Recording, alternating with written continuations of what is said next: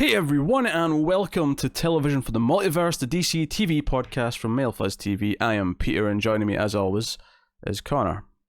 Yes, I'm still here, somehow. Yes, although he didn't fix his camera properly, he's far too low down in the frame. I realised that about 10 seconds ago. Yes. And we were sat talking for like 5 minutes beforehand, and neither of us bothered to actually check. Well, it's because I only put this overlay on like Oh, is that a what minute it was? ago. I thought it looked up. It didn't look that bad. So, now. See if that...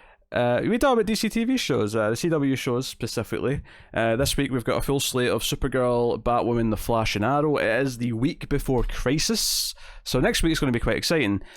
This week... I mean, we should mention, means, for all intents and purposes, these are the mid-season finales. And to be fair, I would say that most of them actually kind of feel like that, with the exception of maybe Arrow, because it's obviously only got a couple left. But... But I would argue that Flash, I mean, whether we're good's another question, but I'd say Flash and Batwoman especially kind of tied up some narrative threads that, I mean, don't get me wrong, I expect to see Bloodwork again, but this could have been the end of Bloodwork. This could be the climax of Bloodwork. About a third through the episode, I thought it was, and then it wasn't to be. Nah, it'll be back, but like this could have easily been the end of that story, and then they'll have a new one for after Crisis. That could have easily been the case. Yeah, you mean like exactly what they should have done? Exactly what they should have done, yes. So there's that, and then even Batwoman definitely has some narrative threads that kind of feel like they tie up in a sort of mid-season way, where it's not the complete ending, but it's definitely kind of like they come to kind of terms with something, and then Supergirl. Yeah, kind of too. Maybe not as much as the others, but like it does like kind of really establish where they stand with Lena, and like there's a lot of action and Supergirl happened. I can say that. Yes, I mean, I just feel like they feel less mid-seasony than previous years. Maybe that's just me though, knowing that there's still Crisis to come, so that feels like the real kind of meat of it. Well, mid-seasons maybe like what we think of as the mid-season, finale and then premiere, is kind of become almost weirdly redundant, especially this year, where the crossover itself is both ending the mid-season and starting the next half of the mid-season. So, like, because we've had this problem in the past where it's always kind of felt like, oh, this is weird that we have one episode of each show after it. And then last year they fixed that. Last year it was the crossover that ended the mid-season, and it felt much better because you were never going to top this. Because the year before that had that weird thing where all of a sudden we went back to the Thinker plot and Barry went to jail right at the it's like, what? What's happening? That was stupid as shit. Yeah, so I and then this even more so makes you feel like, well, I mean, not only is Crisis ending this half of the season, but it's also starting the next half. So that feels like the big middle event, and I think it feels more exciting than a mid-season. It definitely does. So it made these episodes feel somewhat underwhelming through no fault of their own necessarily. Like even if these episodes were all of them on top form, doing great things, doing kind of exactly what they did do, but just okay, imagine all the dialogue was on point, all the action was great. I would feel underwhelmed as a mid-season, but I think that is just because Crisis is coming and it kind of takes the wind out of that sail. Yeah, I think it's like we talked about Flash last week, how like none of what they're doing in this two-parter has any weight because we know he has to be okay for Crisis. That's like the very next episode. Yeah. I think Batwoman gets away with it quite well, which notably is the only one that doesn't have an actual lead into Crisis because it has the tacked-ons, because all of them have this tacked-on scene from the end of Flash of Nash, getting sucked into the door thing. We'll talk about that. Yeah, but maybe in Flash, maybe somewhere else. Yeah, but they all had that, right? And it was funny because I felt like, and we'll get to the shows individually in a minute. I'm just doing some overall stuff here. It was funny to me though because I felt like Batwoman was the only one that kind of needed a tacked on thing because Supergirl naturally had two before it even got to that scene because it had a scene with Jean and the Monitor, and then it had a scene with the Monitor and at this point, like, as much as I kind of operate under the assumption that you may only watch some of these shows and avoid the others so you don't want spoilers, I feel like at this point, everyone's going to shop in Crisis next week anyway. So they had the Supergirl, Monitor's got Lex. Lex is alive and he's in like this void that that Monitor has, and he's playing chess. Yeah, it was the place he was talking to Oliver before. Yeah, last year, yeah. And obviously Flash kind of ended with the red skies happening, and Like we've been counting down to Crisis, and Barry has this big goodbye speech, and then obviously Arrow again. There's not only is there kind of a countdown, and like we're building something to help with Crisis, and it leads in directly with Lila being Harbinger and all that, but Oliver, because it's also pre-Crisis, but also the end of the show's coming up, he has kind of this one-on-one like goodbye scene with a bunch of people, and then skies go red, and it's like, and then Harbinger shows up, and she's like, "I'm no longer Lila. I'm the Harbinger of things to come. The chilling sound of your doom." So they all had natural like crisis about to hit. Batwoman was the only one. It's not really a complaint. It's just that she didn't really have anything in the show itself at the end that was like, hey.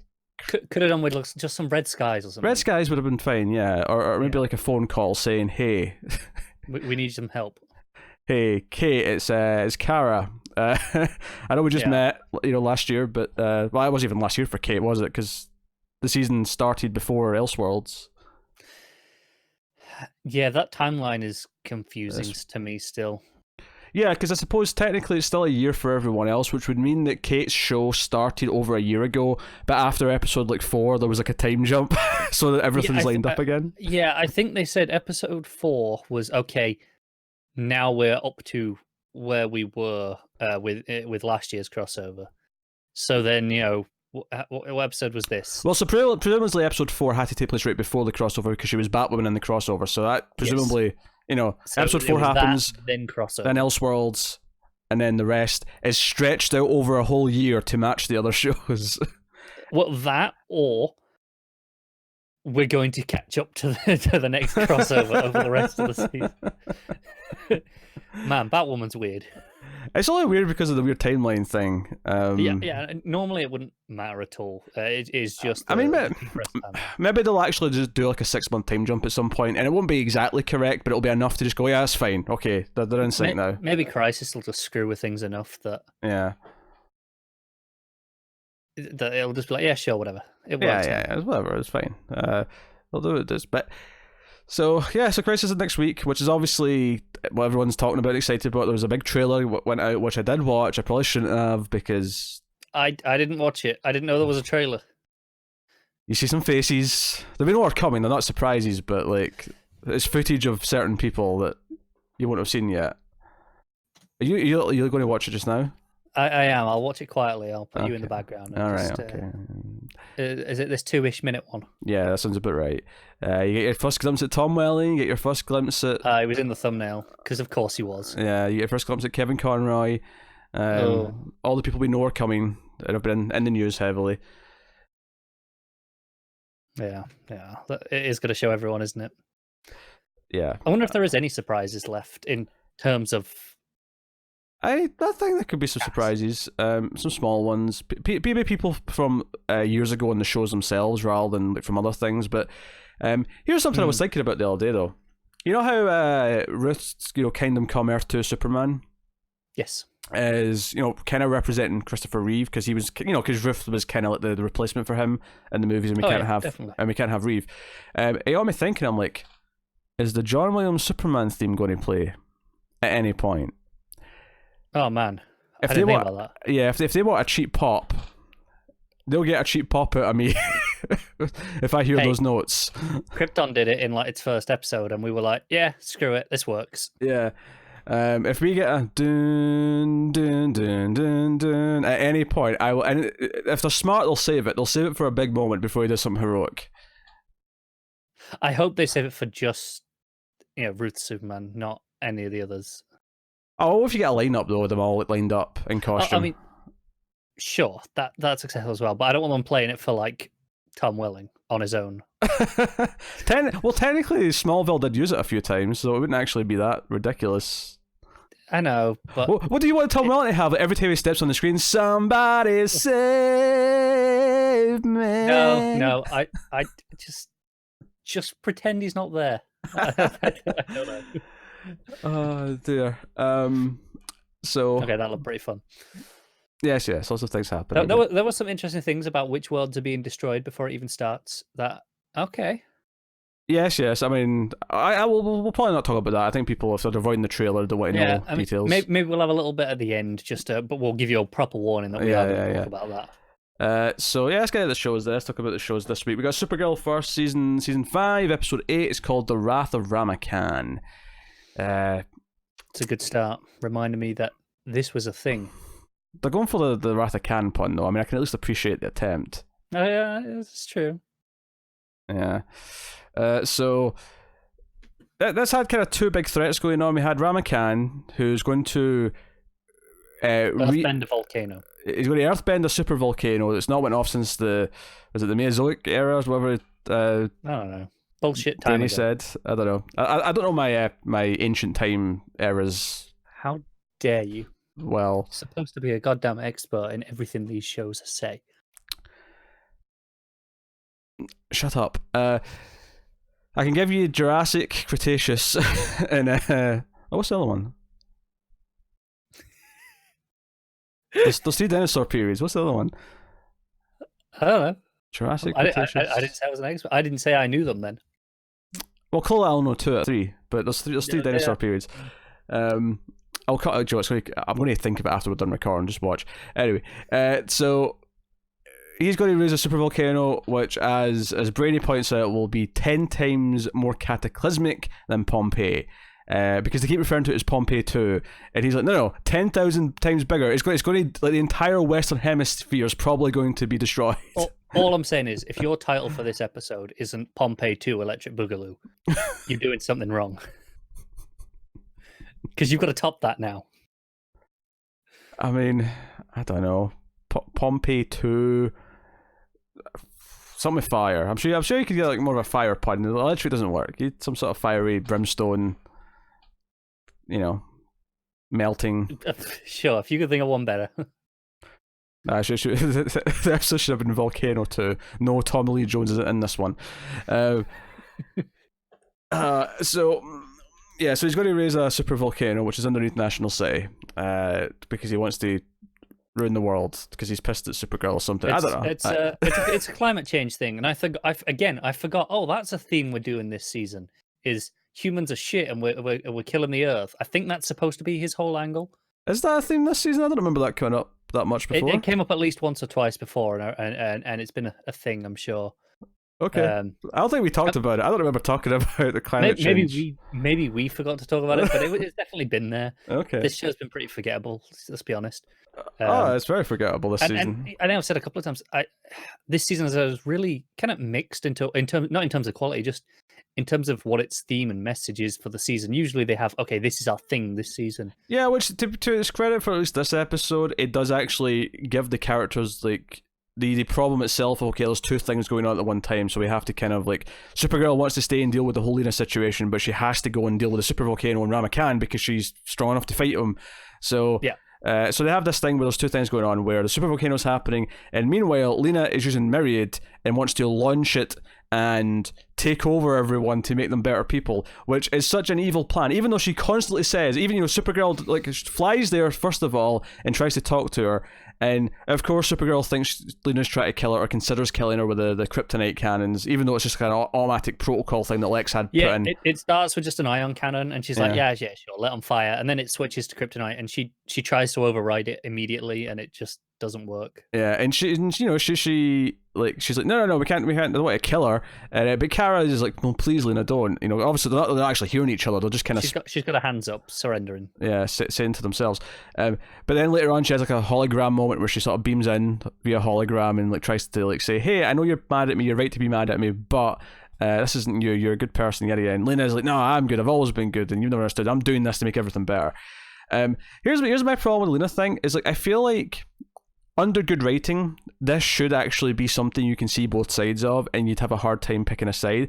The problem here is that later on in the episode, when Alex gives Kara a speech about, no, Lena's clearly an evil psychopath, and we can't trust her. The signs have kind of been there. Yeah, because she brings up Sam from season 3. She held her captive in secret for a long time. She had Jean's brother just there in secret for. She kind of made some kryptonite and didn't give us a heads up. Yeah, she has routinely done things behind our backs that are really serious and like have huge implications, and we keep sort of like waving it off as though she had the right intentions. The fact that she keeps doing this in secret is very Luthor. It's like super Luthor.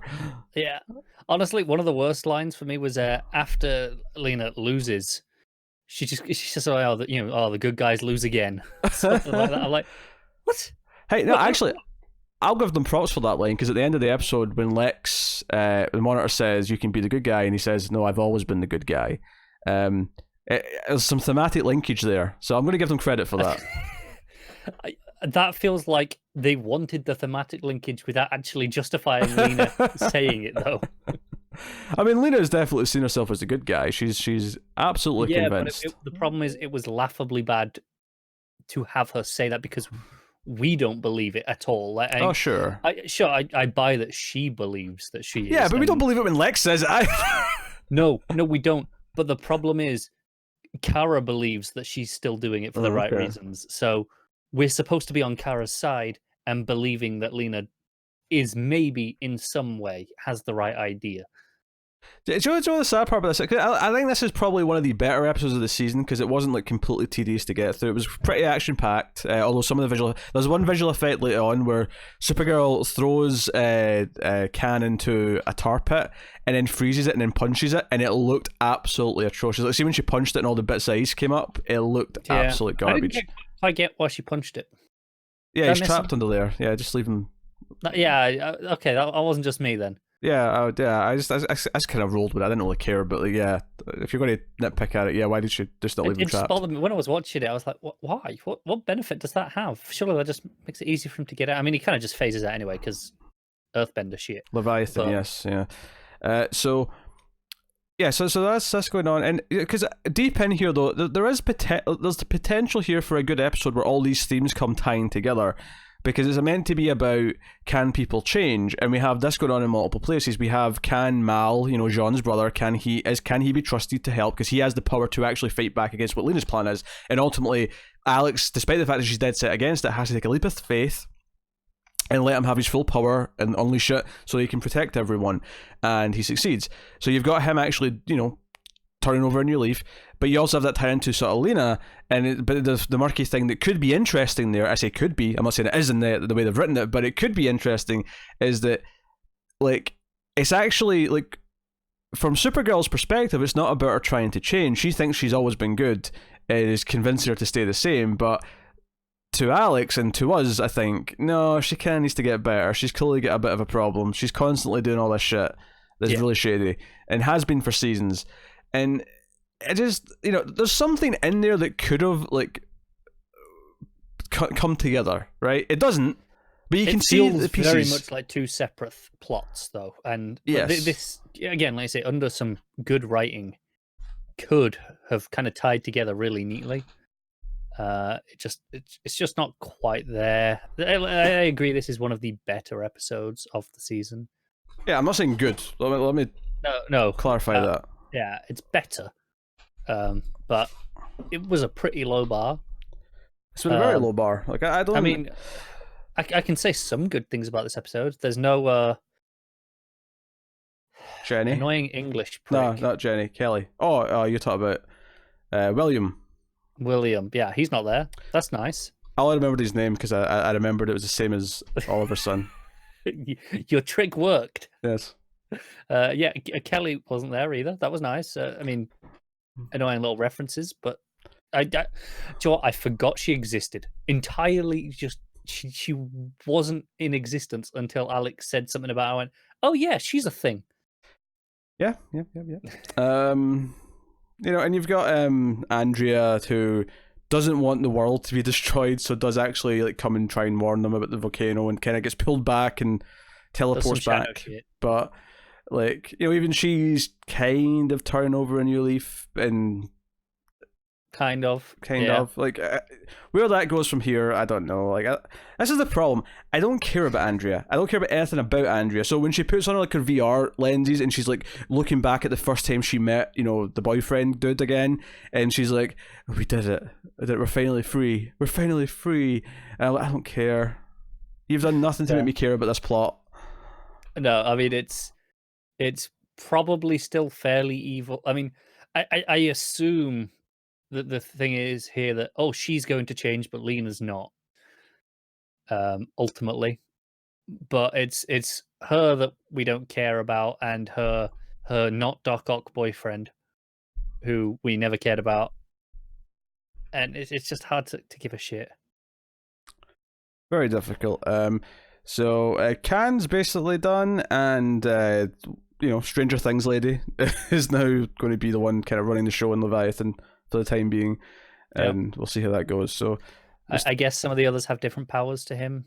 Yes, well, I assume he's like the Earthbender dude who causes all the natural disasters. I'm sure we'll see. I mean, she wanted to use technology, so maybe she's like a tech powered person in some way. Yeah. I don't know. Do they have like airbenders and firebenders as well? I mean, DC Universe. There's got to be plenty of water and firebenders kicking around. Yeah. I mean, just in terms of their little gang. I don't know. Because they keep mentioning that other guy who wants to take control and be in charge, and Rama Khan's like, nah, I've been in charge for like 2 million years. This is my gig. And yeah, but I don't know. It's such a kind of boring and not Leviathan portrayal of Leviathan. It's hard to give a shit. Yeah, there's also the sort of beat where Tessmacher has to like sacrifice or might have to sacrifice herself. She has to go out and like realign the satellites, something like that. But it's dangerous because everything's been geared up to like fire the myriad stuff. It's all booby trapped because Lex. And Lena's like, oh no, you can't do that. And it does this weird thing where Lena actually seems to really care and doesn't want her, and she calls her a friend at one point, and she's like, no, I'm not a friend, I'm something you created for a purpose. And I'm like, nah, this is really sending Lena down a dark path where like she's got like a fake friend that she made, and her fake friends. No, I think I don't think she's entirely wrong. She did create it for a purpose, to have a friend because she's lonely. But I was just thinking to myself, yeah, this is just going to make Lena worse. Like the idea that she's realizing her only friend is one that she built. Well, she didn't build the body. I mean, it's Tessmacher's body, but the characters, Hope, I think. Yeah, Hope's the AI's name.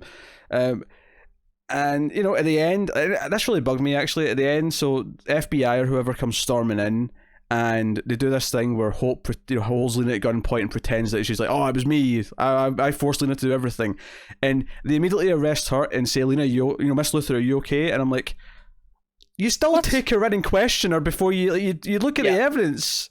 This bothered the hell out of me. I'm like, really? That's all it takes? They just an admission from someone saying, yeah, it was all me, and then you go, sure, fine, that'll do. They immediately just stop treating her as even remotely hostile. I mean, sure, maybe you don't like try and shoot her anymore, but like you would be like, okay, you have to come in though and explain everything. We have to question you. But no, it's like, are you okay? Besides the story, check it all lines up. Yeah, absolutely baffling. And I mean, to Supergirl and Alex's credit, they assume it's bullshit. They kind of know it's Lena that's behind everything. Mainly Alex, to be fair. Yes, Alex is keeping her logical head on. It's good because no one else is. So obviously Jean has a couple of scenes with his brother, and he sends his brother off to Mars to go and help with the Martian war and whatever. Yep. And then Monitor shows up and says, this has been a test. That's why I took your brother at the Phantom Zone. And crisis is coming. Pretty shitty test. Yeah. And then we have the scene with the Monitor and Lex setting up that he's around. And he says he'll help. He's happy to help. But first we have to talk about my sister. So he's got something he wants for his sister. Of course, yeah. And that's it. That's Supergirl. And I probably glossed over a lot of things, but to be honest, the episode was kind of a blur. Yeah. So I just have one other little nitpick I want to question on how something worked, and you're going to hate me for this, but I want to see if you've got an answer. Okay. So this is along the lines of the stupid ice one as to why she punched it. So the whole thing with the psychic inhibitors, I don't understand how these work, because at first I'd forgotten necessarily that they all have one. They were like, oh, we're going to turn the psychic inhibitors using up 6% of his power. If we turn it off, he'll Mal will be able to be strong enough to fight it. Mm-hmm. So I thought it was 6%. Okay, so it's literally affecting him and dampening it, whereas it's not. They're all wearing their individual ones, so I don't understand why it's specifically affecting Mal. Like, okay, we'll turn it off, and now he's suddenly stronger, even though it's not actually affecting him enough as it is anyway. Like, he's not targeting at them in any way. So so they're not targeting at him. Just them all but on near him have an effect, I guess. Because I mean, Alex does say everyone turn yours off, so presumably if only half of them turned it off, they'd get 3%. Not sure. 6. Yeah. I mean, I'd have to assume, but I mean, that's it just feels weird to me. So the idea of the psychic inhibitors is they protect the individual wearing it, right? So if there's just one of them you were thinking there was one for the building that was on that was going to be turned off. Yeah. Right. Because the idea to me, like, okay, if Alex is just there on her own, so she's the only person in the building with Mal for whatever reason, and she's the only one wearing it, his power is dampened by such a minuscule amount, surely, that it's kind of going to make no difference by the logic of how this works. So why would you? So it only works if you've got a couple of hundred people are wearing them. At which point, just build a big one. I mean, I don't care. It just seemed to completely counterintuitive to how these things have always worked. I mean, I don't have an answer for you. I guess what I'm saying is, it made the whole bit where Alex has to make the choice to switch them off. From a narrative purpose, though, her having to make that choice makes sense. No, it does from a narrative purpose, but the problem is it made the choice feel hollow and pointless because the actual choice felt so forced as we need to have her make this choice. So we're going to do it, even though that's not how it's been set up previously in the show. So it just kind of didn't make sense to me. So it kind of undercut the moment. Okay, we'll move on. We'll move on to Batwoman, season 1, episode 8. It's called A Mad Tea Party. And how long are they going to keep these up? I do not know, but so this episode continues the whole ruse, and we were questioning last episode like how quickly they'd all be like, hey, there's 2 Kanes, you know, like the real one got back. But no, to their credit, Alice and her men kind of intervene and kidnap the real Kane before he gets back to the city. So no one knows he's been kidnapped. The characters do kind of like guess throughout the episode, you know, Kate being the first one, that something's not right, because it's basically when he's like, oh, I'm going to forgive Catherine and go to this gala with her that's celebrating her and give her the Humanitarian of the Year award. And she's like, this is utter bullshit. This man holds a grudge. There's no way he's forgiven her this easily for faking his daughter's skeletal remains.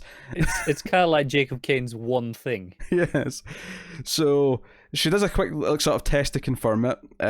You know, a bit of history that he gets wrong, and explains it to Luke. So they know something's up. So she goes back to, and she obviously knows about Mouse. So she goes back to Alice, who she spent some time finding in the episode at the start. And she finds out that Alice did kind of save her life by making sure that weapon last episode wouldn't kill her. And I will say, one of my favorite things about this show, I think it's grown on me over the course of it, is actually Alice's performance. I think, like, see when Kate first walks in and she's just like mumbling to herself about finding the right clothes, it felt like, oh, that's kind of kooky and crazy. I'm kind of into it. Yeah, I don't want to say it's subtle. It's not subtle, no, but it's crazy in a slightly more understated way than we often see on these shows. I think it's even just the case that like most of these shows don't have your proper like psychopathic villains. Like, like obviously if we'd had a Batman show that had a Joker, this wouldn't feel that interesting. But because we've not had a Batman show with a Joker, this feels kind of unique. And it's not that she's full Joker, because she's not, but she's channeling that same kind of vibe. Yeah, she's the closest thing that these shows have really had. And don't get me wrong, I'm sure there's been like one-off villains in Flash or Arrow or whatever that have been kind of like that, but they're not memorable. I don't remember them. You had Mark Hamill's not Joker. Oh yeah, Prankster. The closest for me... Trickster, I believe. Oh, Trickster. Sorry, I said Prankster. Who's Prankster from? I don't know. It does feel like another Flash villain, though, so maybe it is. Do you know, maybe from Lois and Clark. I want to say there's an episode of Lois and Clark where there's a prankster terrorising the city. I think that's where I got that from. That sounds like something Lois and Clark might have done. Yeah. Anyway, yeah, Trickster, you're right. And I know Trickster well. I know my Flash villains. I don't know why I said Prankster, but so he claims. Freudian slip. Anyway, what I was going to say is that the other one I can think of that kind of chilled a little bit of Joker for me was Arrow last season. Stanley, our favourite prisoner. Oh, Stanley. Yeah. I forgot about Stanley. He was good. It was kind of fun. Yeah, he was good. He was a very he channeled the sinister side of Joker, whereas this is definitely the more unhinged kind of just talk and babble to themselves kind of side of Joker. Yeah, absolutely. So, no, it's all right. And obviously, she talks to her a few times. And this episode's kind of about realizing that, you know, Alice is dangerous and we can't just keep treating her like she's Beth and we can just talk her into being okay. Because she ultimately kills Catherine. By the end of the episode, we lose her. She was not long for this show. She croaked in episode 8. Which honestly, looking back now, it kind of makes sense. She wasn't really meant to be here for that long. You know, she didn't get enough to really be that interesting.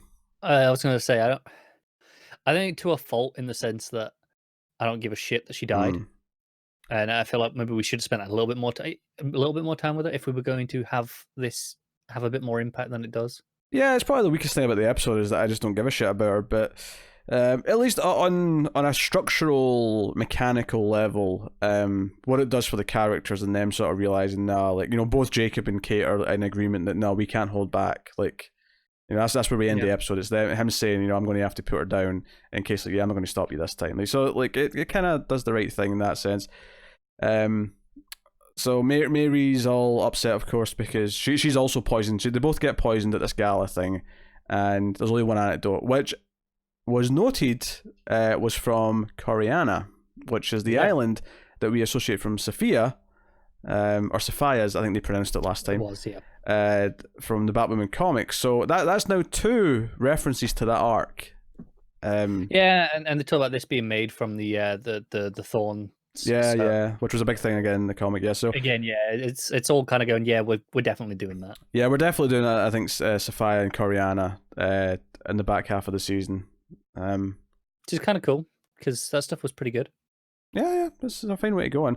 And it actually makes it, because I remember in the comic being really mild spoilers for sort of late in that story in the comic. I won't spoil any of the actual plot details, but let's just say that Alice, it turns out to be kind of involved.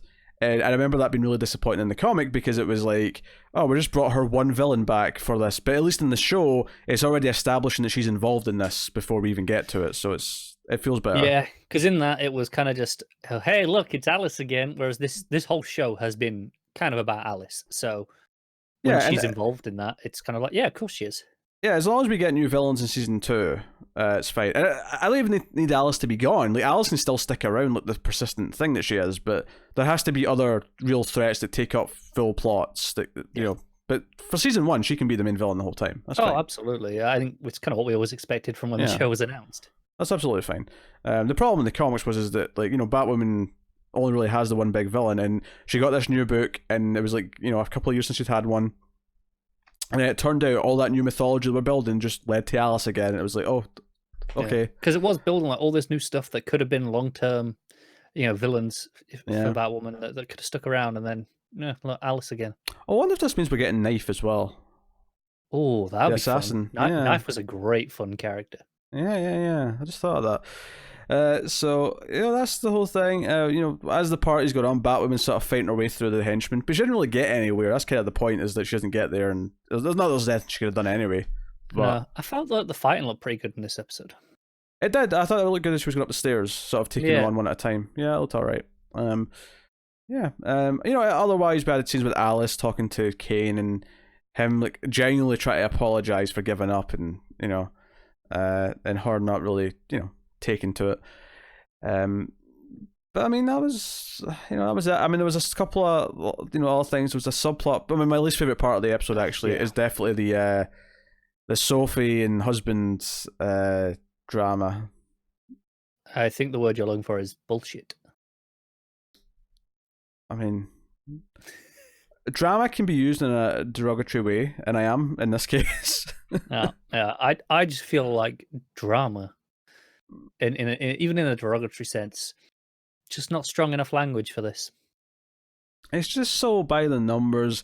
He's like, "Oh, you still in love with her?" Oh, and she's like, "Oh, come on." And then they're tied to chairs because Mouse tranks them so that they can't come and help anyone. And they're just kind of stuck there for most of the episode. They eventually get out, and they don't really accomplish anything once they get out. We just come back to the base later when, you know, Jacob's been arrested. He's been framed for the murder of his wife. Obviously, they're going to disprove this eventually somehow, but probably in the very next episode, if I was to guess. But well, not the next one because the next one's Crisis. But you know what I mean. Which again is another weird thing about the timeline of this, because normally we'd go, okay, he's arrested. We go over Christmas. We have a month, 6 weeks where okay, we're going through some of the process and stuff, and then we'll pick up when okay, we'll pick up. He's been in jail for a few weeks or whatever. I have to imagine that when they said episode 4 is when we're caught up, I have to imagine all they really meant is that that's us post Elseworlds, because part of me still feels that this is set a little bit further back, and all the stuff we're going to get with Batwoman and Crisis is going to be set a little bit later. Yeah, maybe. Maybe I'm wrong. Maybe she'll just casually reference, "Oh, my dad's in jail right now." Maybe she'll say that at some point. I don't know. That'll be so jarring. But I mean, the romance stuff just ends with her not being able to say for sure if she loves him or not, and he's like, "Well, no, that's not true." Oh, she says she loves him. She just doesn't know if she's in love with him. There's a big distinction in the scene. I don't give a shit. Look, the point is that that's not good enough, and he's like, "Well, you're going to have to go figure it out, and I might be here when you get back, and we can have our family and house and dog together, or I won't be here." Or you could just go and shack up with Kate and do what you want. Dear. Yeah, because honestly, the rest of the episode was fine. Like I found myself not necessarily being like wowed by it, but like being generally. Yeah, I know that there were moments I thought were really good, like like the fight up the stairs. The scene with Alice was pretty good. I think the weakest stuff is the fact that when Catherine dies and Mary's all there, and I found it hard to give a shit. Yeah, I think the scene itself though is quite good because Alice is doing a good job with the It's just the actual dramatic point that it's making of look how big of a threat she is. It's personal, and I don't care about Catherine. And it does that thing as well where it feels a little bit darker and more real, where we realise how dangerous she is, because putting her with Mary, who's like not a fighter, makes her more vulnerable. And she poisons them both, and then again we're supposed to care that Catherine's like, no, you drink the antidote, daughter, and it's like, well, yeah, obviously you're not going to say anything else. Imagine if the swerved us and Mary's the one who died and Catherine lived. Like, I would kind of appreciate the hell out of that. In terms of just shocking me. Yeah, but Mary's actually been kind of likeable for the most part. She has, yeah. So I don't really want to lose her over Catherine. That's a fair point.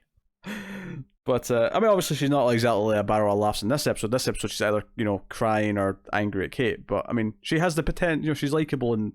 To be fair, often enough. Angry at Kate is like half of her scenes in the entire show. True. But, so all we did is replace the funny half with crying. Okay, fine. But she'll be back to being funny again, I'm sure. After some processing. Yeah, probably not next episode because she might be still mourning. But Oh, yeah. I feel like it'll probably sort of coincide with her finding out she's Batwoman. It'll probably be some big thing. She'll start helping her, and then they'll form a bond of sorts and whatever. Be a proper family. Be a proper family. Be proper sisters. I'm being really condescending here. She's not even that bad. Oh dear. How can we Oh. Not even that late. It's these shows, man. Like, yeah, I'm not gonna blame you. God damn it! Now I want to yawn. It's all because of you prick. I was fine. These shows. Do you know what the worst thing is when someone yawns at work, and you're like because where I work, people start. We're open most of the day, so some people start at like 3 a.m. I'll come in at like 9 or 10, and they'll be just finishing off their shift, and they'll yawn. I'll be like, God damn it, I'm half an hour into my shift, and that's it now. Because once I start yawning, I'm tired, and I lose my energy for the day once I hit that point. But because there are people there so early who will naturally yawn by the end of their shift, it infects me, and it ruins my entire day when that happens. I hate it so much. I mean, if it ruins your entire day, I'm for it. So yeah. I'm for it. All right, that was Batwoman, I guess. It was. Oh, look at you yawn again. Be professional. I know, it's because we're talking about it. Be professional. I told you, once I start, that's it. I'm screwed. Be professional. The Flash, season 6, episode 8. You expect me to be professional talking about The Flash? The Last Temptation of Barry Allen, part 2. So, you know what? If my tweets are anything to judge by, there is no such thing as professionalism. I'll give this episode a couple of. I'll give it one sort of general positive, in that at least some of it conceptually could have made for a fun episode, and that by default makes it better than part 1. This is definitely better than part 1 of the two-parter. I'll say that. You're general, I assume, referring to the fact that we could have had a great zombie episode. Yeah, there's a couple of moments here where I saw, oh, this could have been a fun zombie episode. Obviously, a lot of it's ruined because it's these Flash characters doing Flash character things. Yeah, like one of my tweets was, "Oh God, we're doing a zombie episode," with more typos than that. But that's because as soon as I even while drunk, I was like, "This show can't handle that."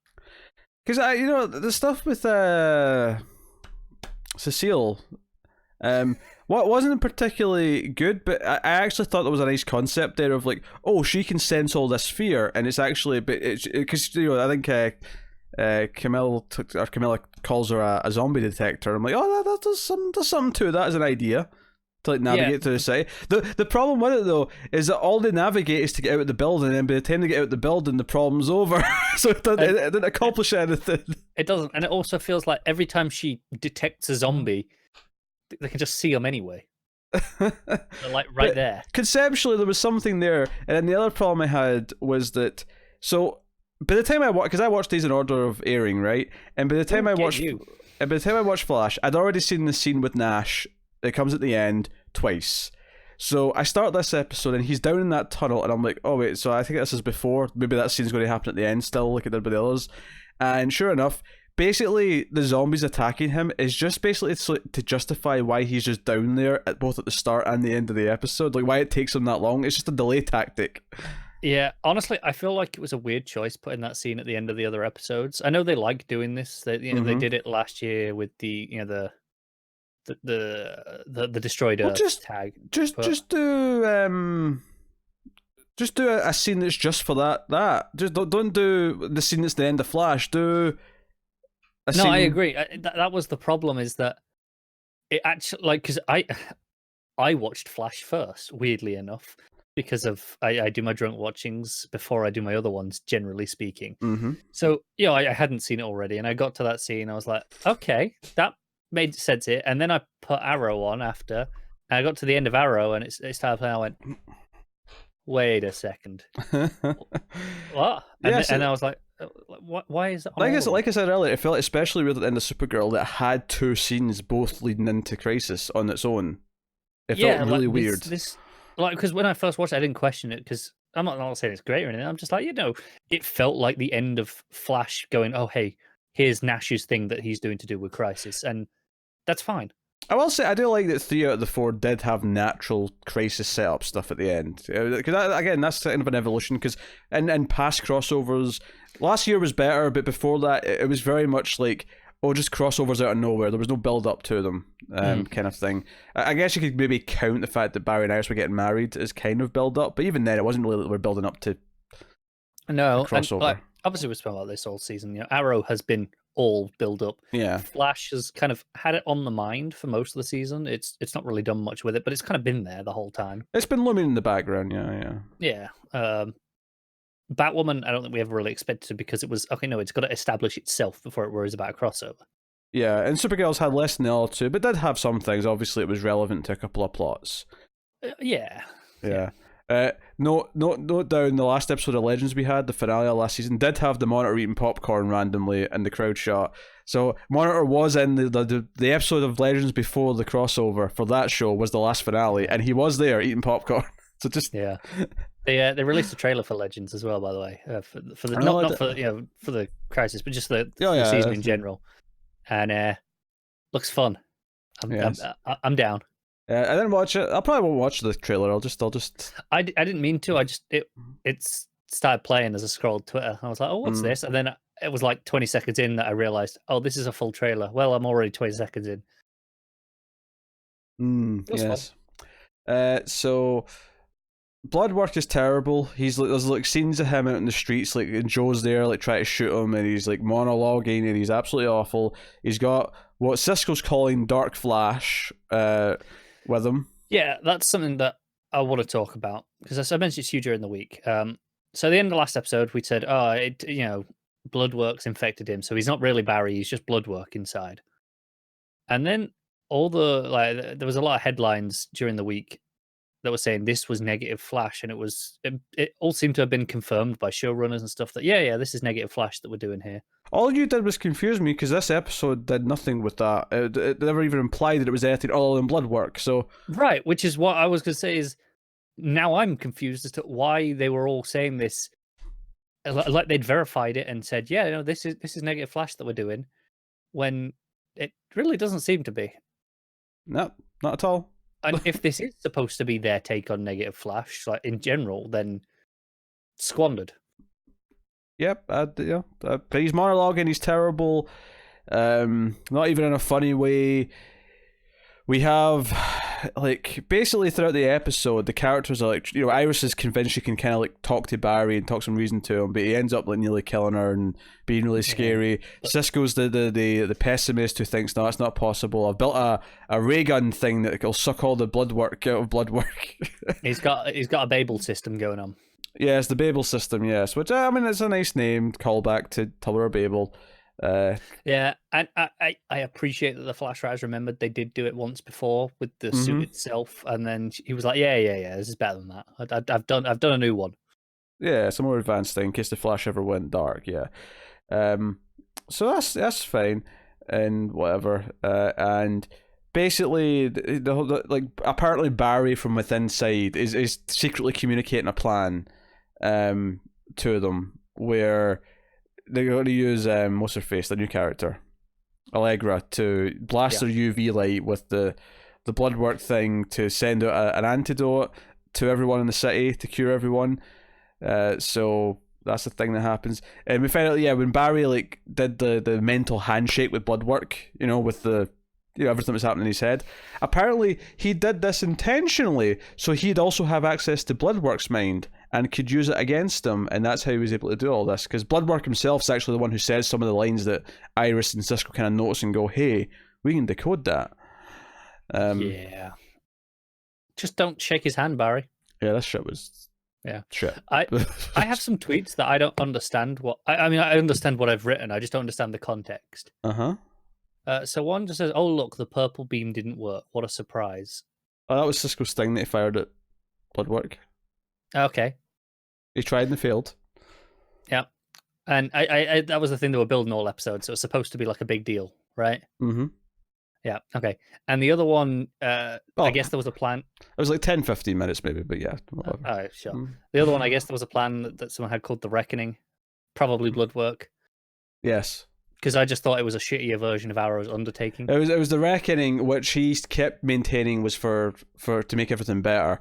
Of course, Barry brought out his dead mother to talk to him in his head.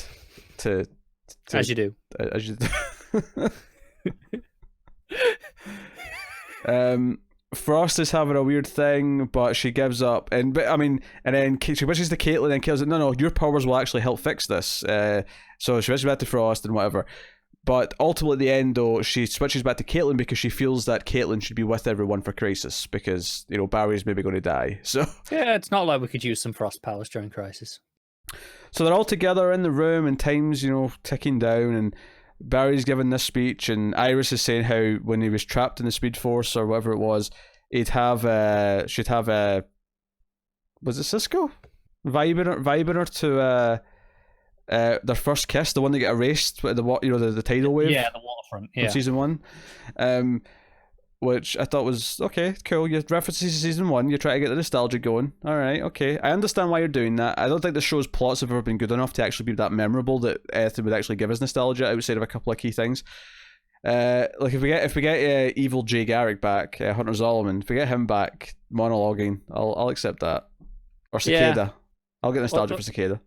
Oh, so something with evil Wells could be fun. Being Thorne, as Wells. Not too much. No pun intended, but we went back to that well too many times. That was very much intended. You should feel ashamed. Come on, that was perfect. That was the perfect pun for the moment. No, the pun was fine. It was the fact that you had the audacity to claim no pun intended, when there really, really was. You can't prove shit. So, yes, so the scene's fine. Like I appreciate it's building to crisis and it's time to crisify or whatever. Allegra's being more useful and becoming more the team because she's running around with Frost. Kind of like a budding friendship going and. Whatever. I felt like all the side plots were just kind of there to kill time because they wrote this two-parter but didn't actually have enough plot for the second episode. So Nash, we just cut to Nash fighting a couple of zombies every so often and it really amounts to nothing. All on that he's just still down there. When you could really have just not had him all episode and went to that one scene at the end. Just that one moment at the end would have been is fine on its own. Yeah, pretty much. But then you'd have to about that scene itself. Yeah, but then you'd have to fill 2 other minutes or whatever the other scenes amount to. Oh, 2 whole minutes. I don't know. Have Ralph do something. Ralph's not in the episode. Of course he's not. He's probably off looking for Sue or something. I don't know. I don't even think they try and make an excuse this time. He's a wee. I don't know. Seeing how he can stretch his body parts, I don't know. What does he do? Rubber bands back for Crisis. Yeah, I mean the scene's okay. It's just kind of the monitor, the voice is like, hey, pledge yourself to me, and I'll show you worlds that you've never seen before that you can even imagine, kind of thing. Yeah, honestly, I'm starting to think this might not be the monitor down here. Oh, this is actually the anti-monitor who's tricking him. Yeah, because it feels like okay, this is a doorway, and he opens the door, right? He pushes all the symbols in the right order, like a keypad sort of thing. I'm like, is this supposed to be like a prison? Yeah, I can kind of see that. It could be the anti-monitor, or who would? Because in Crisis, the monitor didn't have the anti-monitor imprisoned. That wasn't a thing. No, not so I'm thinking, who would the monitor maybe actually have imprisoned? Like we were actually just saying earlier about who's Alexander Luthor. Is Alexander Luthor behind this door? Is that because presumably the reason why he's got footage of the hologram stuff of the monitor get in there is because the monitor does visit from time to time, but he's not necessarily the one in there. Yeah, in perpetuity. Yeah, no, I'm with you. Yeah, and he's gone into this doorway as Nash, and he's presumably going to come out as Pariah in the same way Lila's Harbinger. Well, do you all say about all the press photos that have come out of all the various Supermen? We see Tyler Hoechlin with Brandon Routh, who looks really good in that suit, and then you got Tom Welling there. I do like that despite the fact that Superman in these shows is really just a guest star on Supergirl, they're still treating him like he's one of the central characters for Crisis. I kind of like that. Like they're still goddamn Superman. They're still treating Superman like he's Superman. Which is more than you can say for the movies. Yes, this is true. But let's be honest. When you take Crisis and stitch it up into one big movie, in a couple of months' time, it's probably going to be the best DC movie in about a decade. Yeah, I mean, depending on your opinion of Dark Knight Rises. Yeah, I'm kind of. I said about a decade because I know that technically squeaks in, but yeah, Yes, and I'm an avid supporter of Dark Knight Rises. Before anyone gives me shit in the comments, yeah. We've done a review. We're both on the roughly the same side of that argument, and Dark Knight is probably still going to be better than Crisis as a movie. Don't get me wrong. I'm not really pushing that. What are you suggesting that the CW can't beat a Christopher Nolan film? Is that what you're suggesting here? I would never suggest that with such confidence. I might like some stuff in CW more than Dunkirk, but I mean, but on a pure filmmaking level, Dunkirk is still like this spectacle that it is. Yeah. The CW can't. Will I get more enjoyment out of Crisis than I did Dunkirk? Almost certainly. Oh yeah, probably because I didn't like Dunkirk that much either. But yeah. Anyway, so he comes in. It's actually kind of a silly scene. It's kind of laughably goofy the way he kind of like screams and orgasms as the light hits him, and then he gets sucked in. Yeah. So maybe not the best scene they could have used to show us 4 times because it got funnier every time I saw it. But that's the thing. Like last year, we had the Dead Earth and all the dead heroes, and that was a great tease of a scene. I think in the sense of look, things are really shit, and it was kind of depressing, but in that good way of look, this is how serious things are before your heroes have to come in and solve this shit. This is to anyone who wasn't wasn't maybe watching all the shows, and let's say for whatever reason they're just watching Batwoman because it was new, right? Mm-hmm. And they're going, "Oh, I'll try Batwoman," and then they get to this. There is nothing here that makes them go, "Oh yeah, I'm going to check out Crisis." Yeah, if you've not been watching Flash, you don't know who this character is. You don't know what this shit is. Like, and because there's no threads of Batwoman that are important to Crisis. At least, you know, unless it's something that sort of comes up in hindsight. That like, there's no pull, and because I have to imagine the Batwoman probably does have at least like I imagine there's a portion of Batwoman's audience that are probably gay, who tuned in because hey, there's a gay superhero, I want to watch this show because it's representation. Yeah. Who don't watch the other shows. I think that audience will be pleasantly surprised by the CW shows in general. They're very accommodating in that regard. Oh yeah, to be fair, you know, obviously Alex is on Supergirl. You know, not Laurel. Sarah on Legends has been, you know, by we've had Curtis or whatever. on Arrow. Curtis on Arrow. Yeah, there's been a good sprinkling of characters throughout all the shows, which is a lot better than what a lot of other, you know, networks have got. We've got like Nia on Supergirl as well. Oh, of course, yeah. So. Yeah, there's a lot of reasons why, but I mean, because it's the lead character, I could buy that, you know, there's a portion of the audience maybe tuned in for that because hey, this is big and exciting. So, I can definitely see that. So, and some of them may get interested and went back and checked out the others, but some of them won't have. Some of them will just be watching Batwoman, and you know, and that's fine for them. I hope they're enjoying it. But I think in terms of just, you know, making them interested in watching Crisis, this scene ain't gonna cut it. Whereas, you know, if you did the same sort of thing as last year's, of look at maybe it was just showing us wiping out one of the worlds or something. If you are just watching Batwoman, maybe just liking Batwoman and want to see her because she's in it will be enough. Maybe it's enough, yeah. Yeah, but yeah, there's not like much of a tease for it itself. Yeah, I think it might help that unless they've changed up the schedule a little bit, Batwoman will be the first show. Oh yeah, maybe. Although it's at a different time then, because Supergirl usually airs at 8. That's true. I'm going to quickly double check which one's on first, because I was saying if Batwoman's on first, you can quite easily tell your audience at the end of that. Oh yeah, you know, sure. That's the one most likely to have had the new people come along. I mean, they've shuffled them all around, so I don't know which one's still on the Sunday still, but Batwoman might be the first one. No, it's Supergirl. It's Supergirl. So Supergirl, Batwoman, and then Flash, and then Arrow and Legends. The only thing I will say is Supergirl is in Batwoman's time slot on Sunday, so maybe people will come in for Batwoman. Wait, is it? I thought Supergirl always aired first. I thought Batwoman had. Maybe I'm wrong. No, I'm pretty sure Batwoman's the 9 o'clock show. Not really matters that much, but no. Batwoman's the 8. Supergirl's the 9. So when I said I watched them in order of airing, I was wrong. I have always assumed you're wrong every week. Yeah, I have assumed that Supergirl has been first, and I've always watched that first. Oh well. And now I'm so used to it that it feels weird to switch. Yeah. It makes sense. That doesn't make sense. I mean, I guess it's because it's the new show, but like I feel like you have the bubblier one on first, and you have the darker one on second. But I agree why you would think that, but I think that their assumption was Batwoman might draw in new people, sure, and then that'll be a nice lead-in into Supergirl. Yeah, but alternatively, they often do that with new shows, but they put the new show second because they want a lead-in from the successful show. Yeah, but I guess what I'm saying is they thought Batwoman might be more successful than Supergirl is.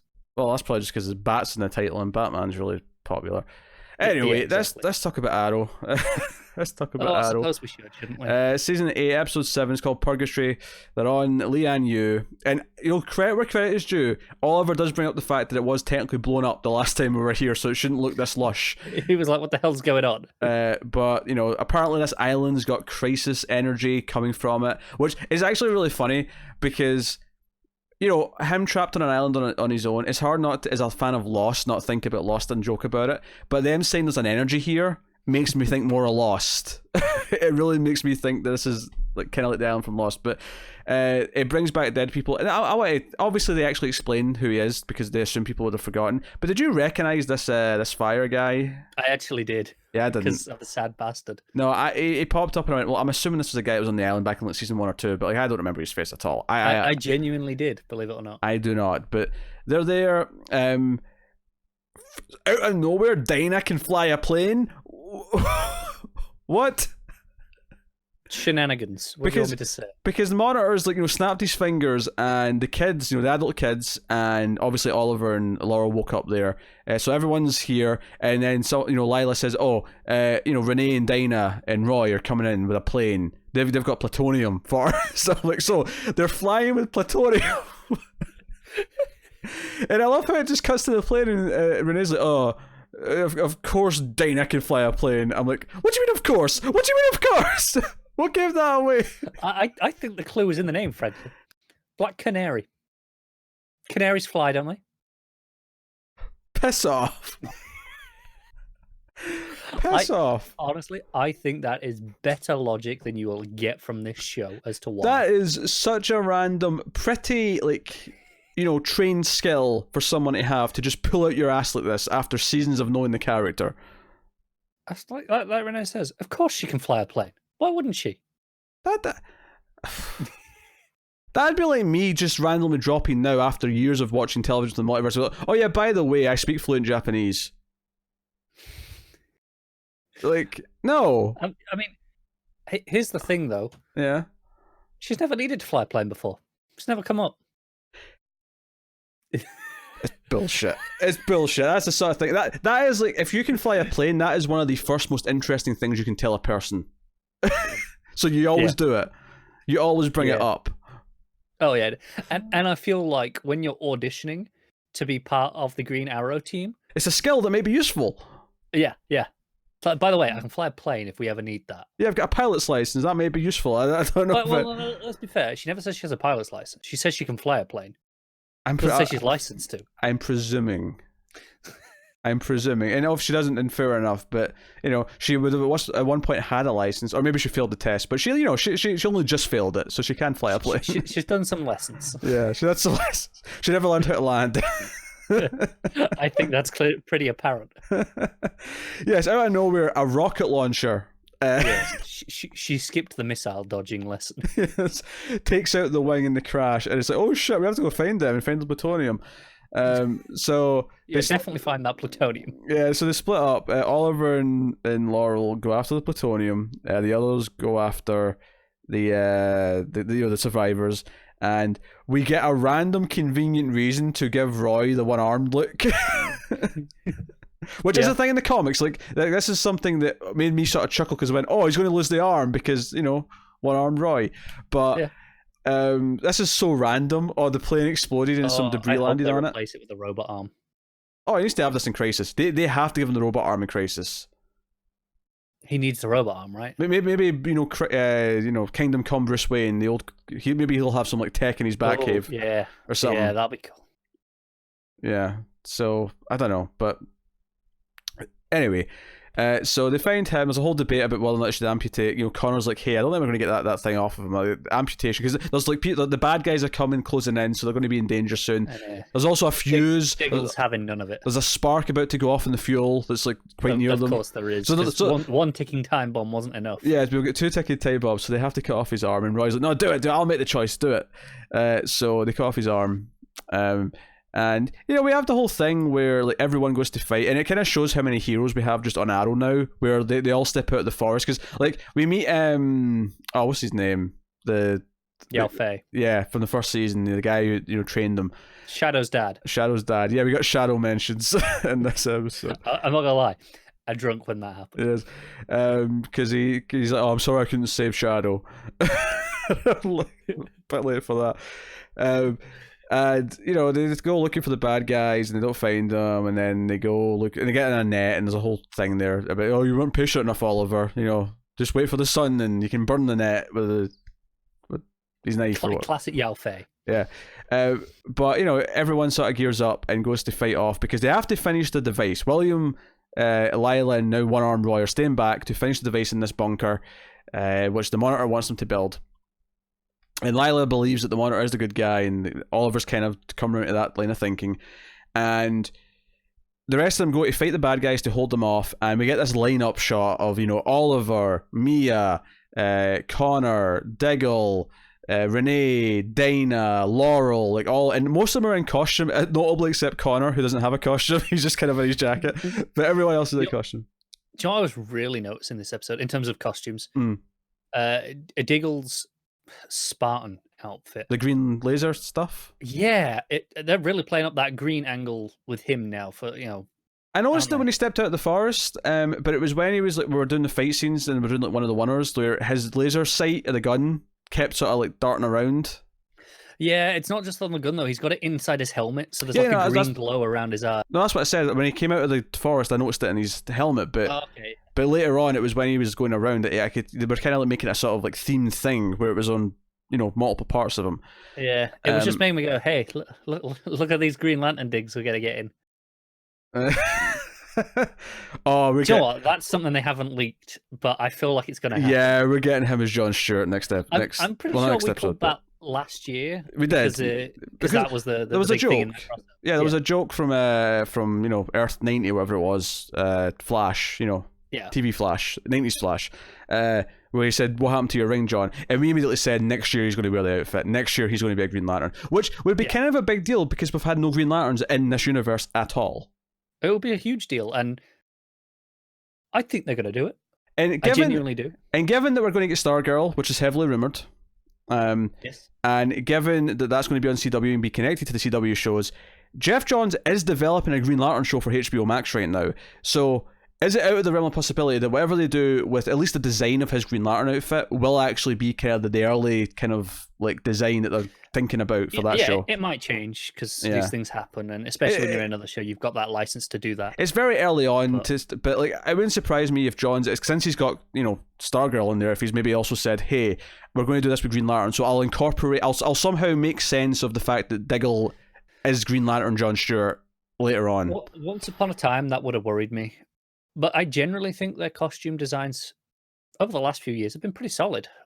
I mean, Supergirl's got a huge downgrade, but I mean, okay, sure, hers. But I mean, you saw Ruth's Superman outfit? The Kingdom Come Superman outfit does look really good, and it's better. It's better than the Superman Return suit because the S is the right size. Like that was the big thing with that Superman Return suit, is the S was too small. It was horrible.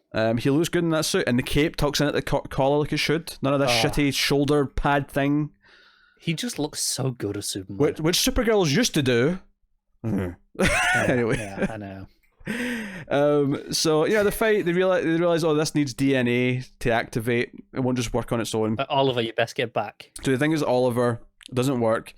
And I thought it was weird how William does a quick do. He says, "Oh, it's not your DNA." I'm like, why can't you check whose DNA it was the first time when you yelled at Oliver to come back? Do you know what?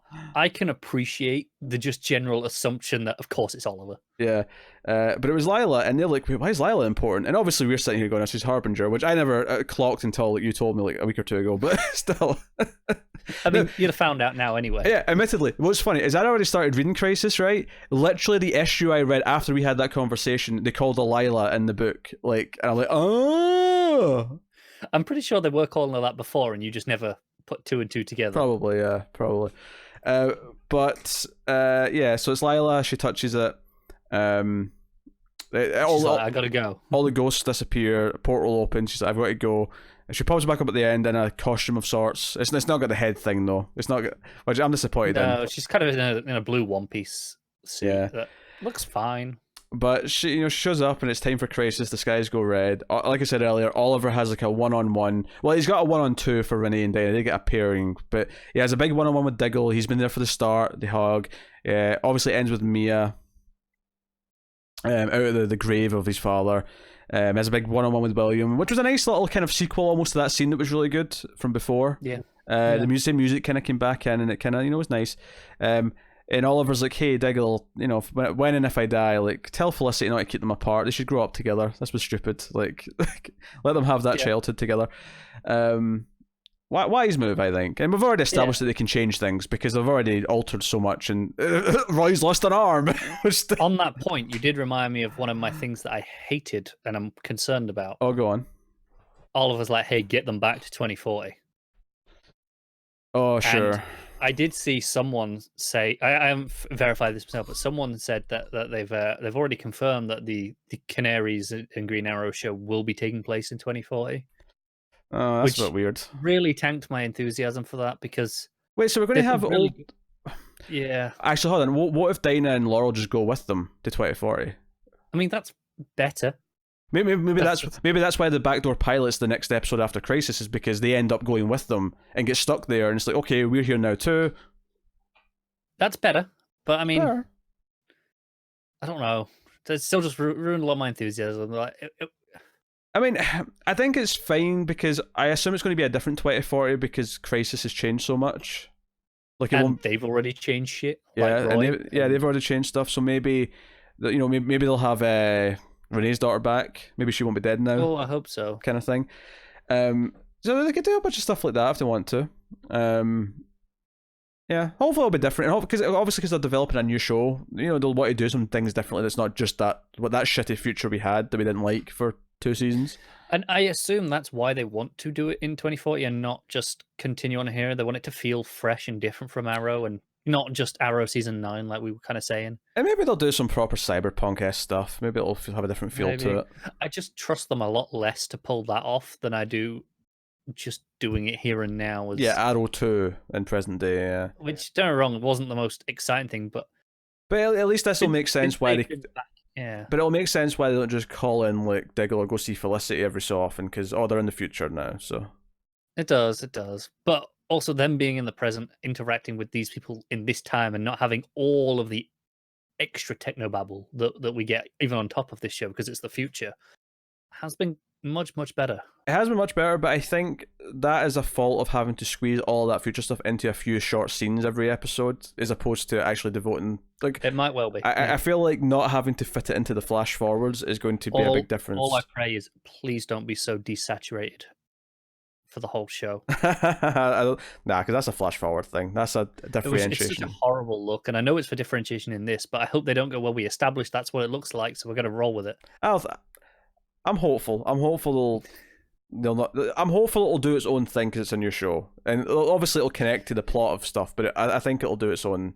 I do hope so. Crisis will reset, like, kind of in the future will be a little bit different anyway, and then they'll want to have their own stylistic things anyway because it's a new show and they want to have their own stamp and do their own things. So that'd be my guess. And I think we have to give this season of Arrow a lot of credit in that it's made us gone from utterly dreading that show. Sure. To going, well, you know what? Maybe it'll be all right. Yeah, and if it's kind of similar to Batwoman, that'll be great. And they were fighting all the bad guys. There was a decent one at one point. There was slow motion at varying points, and I thought one of the moments of slow motion was really weird because nothing really was happening of note. Because one of them was when something Mia did had the guy flying back as there was an explosion behind him, and it was like the silhouette of him, and it was like, okay, that made sense why that was slow motion. He had this cool sort of like almost comic book panel in the middle. There was another one where it was just a couple of them running. Yeah, and it was like, I don't get it. Why was this slow motion? It didn't make any sense, but that's what it is. I thought that fight was fine. Yeah, I mean, even during the Arrow's worst, I think it was rare we said that the fight looked bad. It's a shame that Manu Bennett couldn't come back, because if there was going to be an episode that he was back for, it'd probably been this one. It would have been ideal on this one, wouldn't it? Shadow! You could have had him instead of Fires. Mm. You'd literally just swap him out and put him there and just have him be like, all right, kid. Yeah. Yeah, but it is what it is. So, yeah, that was... So, the Lunatic Crisis, obviously, the plots of these episodes, for the most part, was, underwhelming. It's all about next week, which we're expecting to actually like. So, one of the things we're going to do next week is that we're going to...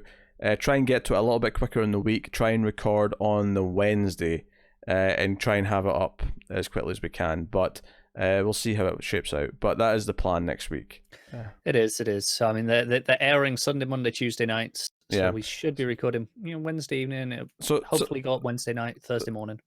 I'm not promising Wednesday night for going up. Hopefully. All right, fine. I'm not promising. I don't know what I'm recording on Wednesday night. I might be recording stuff after. No, I know. That's why I said maybe Thursday morning. Thursday early. Again, morning. It's all relative as well, because like different time zones you tit. I know. Why would you ever specify if it's morning or night? Because like to give people hope. I mean, if you're on like Hawaii time, sure, there's a chance. Some of our audience might be. But that is the shows. So Crisis is coming. And so I'll do just mild spoilers based on the trailer for that we got this week. So I just want which I watched but didn't really hear because Pete was yabbering on over it. Oh, actually, just one thing. Best of the week, probably Arrow. Yeah, I think Batwoman's the only one that really comes close. Arrow or Batwoman, but probably Arrow, I think, just because it has all the emotional beats going into Crisis.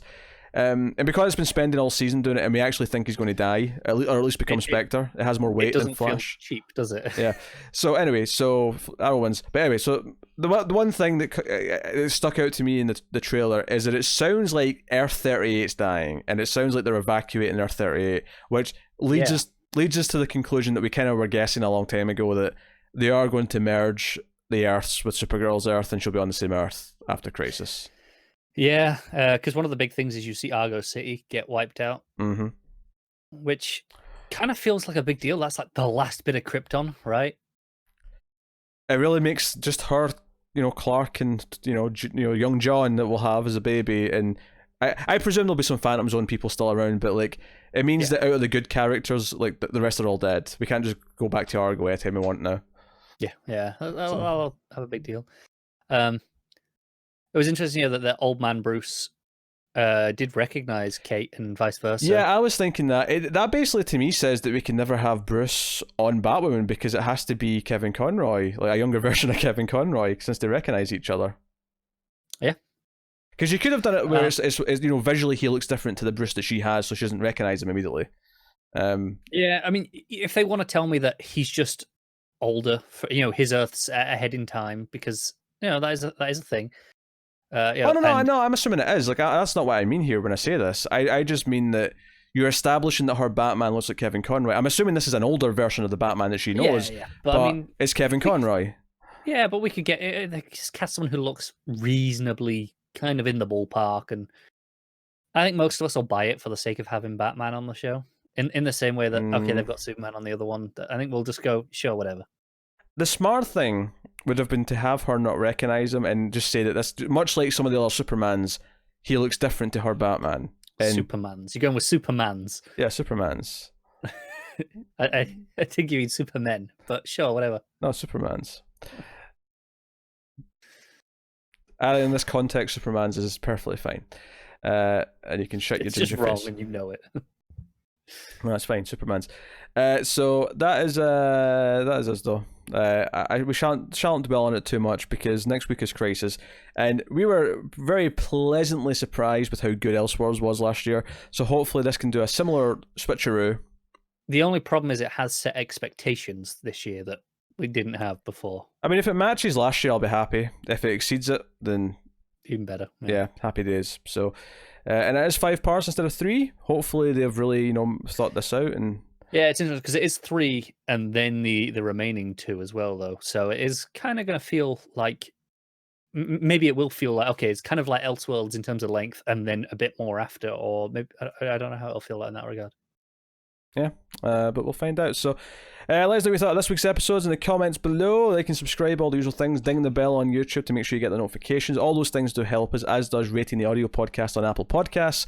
Give us 5 stars, more people will find us that way. You can of course support us financially over at patreon.com/MailFuzzTV. In fact, I will take this time to thank our Patreon producers. So thank you to David Short, Alison M. Fordyce, Cindy Palacios, and Tyler Hess. These are our Patreon producers for the month of December. And you can be a producer at the $20 tier and up. But, of course, you can support us for as little as $1 per month and get some bonuses. You get outtakes, you get some bonus episodes of some of the movie podcasts that we have.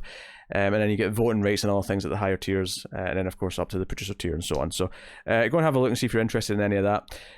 But otherwise, check out other content that we do make. Obviously, Comics from the Multiverse is the weekly DC Comics podcast that we do. We started it before we even did this show. It's both of us plus Matt, and we get together every week. It comes out on a Sunday, and it's us talking about that week's DC comic books. So obviously, that may be relevant to your interests. So go have a look at that. But otherwise, that's us. So thank you once again for watching or listening. We always appreciate it. Keep watching superhero TV show, guys, and remember that sometimes we screw things up for the better.